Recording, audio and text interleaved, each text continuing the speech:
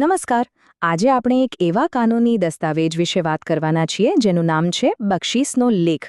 ઘણીવાર કોઈ વ્યક્તિ પોતાની મિલકત કોઈને ભેટમાં આપવા માંગતો હોય ત્યારે આ દસ્તાવેજ કેવી રીતે કામ આવે છે? ચાલો આજે એને એકદમ સરળ ભાષામાં સમજીએ.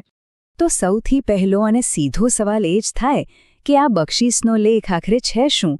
આપણે બધાએ આ શબ્દ ક્યાંક ને ક્યાંક સાંભળ્યો તો હશે, પણ એનો સાચો મતલબ શું થાય? ચાલો તો સૌથી પહેલા આ જ સમજી લઈએ કે બક્ષિસનો લેખ મૂળભૂત રીતે શું કહેવાય. એની વ્યાખ્યા કદાચ થોડી ભારે લાગી શકે, પણ એનો જે કોન્સેપ્ટ છે એ બિલકુલ સીધો અને સરળ છે.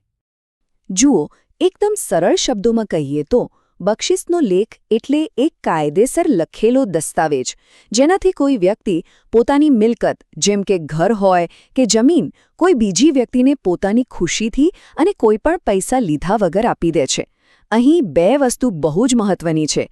એક, આ ભેટ આપનાર વ્યક્તિના જીવતા જીવ આપવામાં આવે છે, અને બીજું, એના બદલામાં કોઈ પૈસા લેવામાં નથી આવતા, એટલે કે એ મફત હોય છે. અને આમ પણ સમજી શકાય જાણે એક સમીકરણ હોય. ભેટને કાયદેસર બનાવવા માટે જે લેખ કરવામાં આવે એ જ બક્ષિસનો લેખ. આ દસ્તાવેજ ખાલી એક ભેટ નથી, પણ એ ભેટને કાનૂની રૂપ આપીને માલિકીની ફેરબદલી પાક્કી કરે છે. ખરેખર આટલું જ સિમ્પલ છે. સારું, આ તો થઈ થિયરીની વાત, પણ વાસ્તવિક જીવનમાં આ વસ્તુ કેવી દેખાય? ચાલો એક સાવ સાદા ઉદાહરણથી આખી વાતને વધુ સ્પષ્ટ રીતે સમજીએ. માની લો કે એક પિતા છે જે પોતાની ખેતીની જમીન પોતાના દીકરા કે દીકરીને આપવા માંગે છે, અને પણ કોઈ પણ પૈસા લીધા વગર. તો આ આપ-લેને કાયદેસર બનાવવા માટે જે દસ્તાવેજ બનાવવામાં આવશે એને જ કહેવાશે બક્ષિસનો લેખ. જેવી આ દસ્તાવેજ પર સહી થાય અને એનું રજિસ્ટ્રેશન થાય એટલે તરત જ એ જમીનની માલિકી સંતાનના નામે થઈ જાય છે. પણ હા, એવું નથી કે બસ કાગળ બનાવી દીધો એટલે કામ પૂરું. આ દસ્તાવેજને કાયદેસર રીતે માન્ય ગણાવવા માટે અમુક બહુ જ જરૂરી શરતોનું પાલન કરવું જ પડે છે, અને આ શરતો જ તેને કાનૂની રીતે મજબૂત બનાવે છે. ચાલો આ શરતો પર એક નજર કરીએ. પહેલી વાત, આ બધું જ લખેલું હોવું જોઈએ, મોઢે કરેલી વાત ના ચાલે.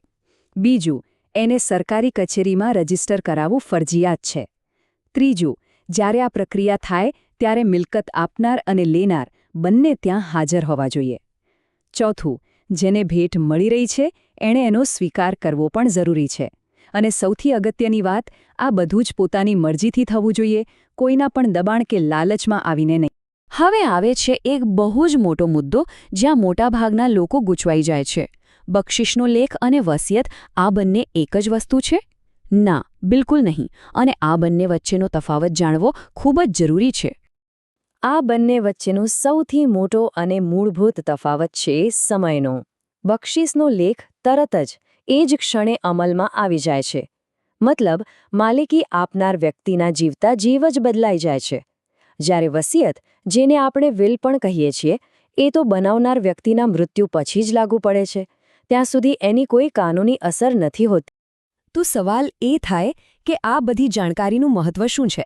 શા માટે આ બધા નિયમો અને તફાવતો સમજવા પડે? કારણ કે આ સીધે સીધું કોઈની પણ મિલકત અને એના પરિવારના ભવિષ્યની સુરક્ષા સાથે જોડાયેલું છે. એટલે જ એક વાત હંમેશા યાદ રાખવા જેવી છે. કોઈ પણ પ્રકારની મિલકતની લેવડ-દેવડ કરતા પહેલાં કાયદાની પૂરી અને સાચી માહિતી હોવી ખૂબ જ જરૂરી છે. જો જાણકારી અધૂરી હોય તો ભવિષ્યમાં પારિવારિક ઝઘડા અને કાનૂની સમસ્યાઓ ઊભી થઈ શકે છે. અને અંતે આ એક વિચારવા જેવો પ્રશ્ન છે જે સૌએ પોતાની જાતને પૂછવો જોઈએ. શું કોઈની પણ મહેનતથી ભેગી કરેલી મિલકતનું ભવિષ્ય ખરેખર સુરક્ષિત છે? સાચું કાનૂની આયોજન કરવું એક વિકલ્પ નથી, પણ એ એક જરૂરિયાત છે. આ વિષય પર ગંભીરતાથી વિચારવું એ સૌના હિતમાં છે.